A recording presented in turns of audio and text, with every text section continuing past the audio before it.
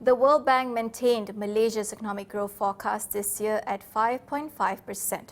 After growing 3.1% last year on the back of eased pandemic restrictions and increased vaccination, the World Bank said the growth this time is driven by a rebound in consumption demand as economic activity picks up pace. The World Bank also projected Malaysia's economy to grow at 4.5% in 2023 and 4.4% in 2024. Malaysia's private consumption growth is also forecasted to reach 8.5% in 2022, its fastest pace since 2008.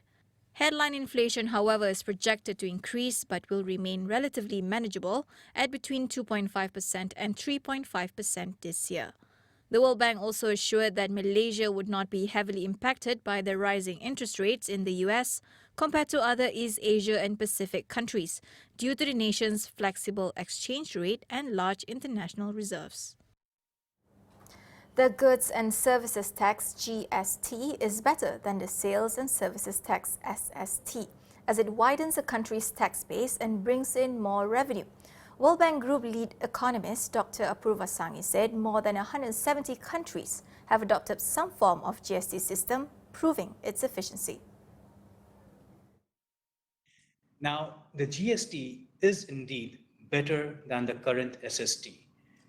More than 170 countries have around the world have established some sort of a VAT GST regime.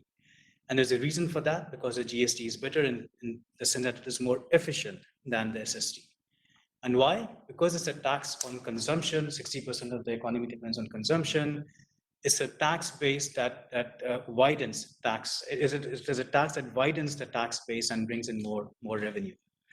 In fact, in early analysis, we show that GST provides nearly twice as much tax revenue as the SST. Dr. Apurva, however, said the GST system is not without its shortcomings. It may affect lower-income households that consume more than regular households if a regressive tax system based on consumption like GST were implemented.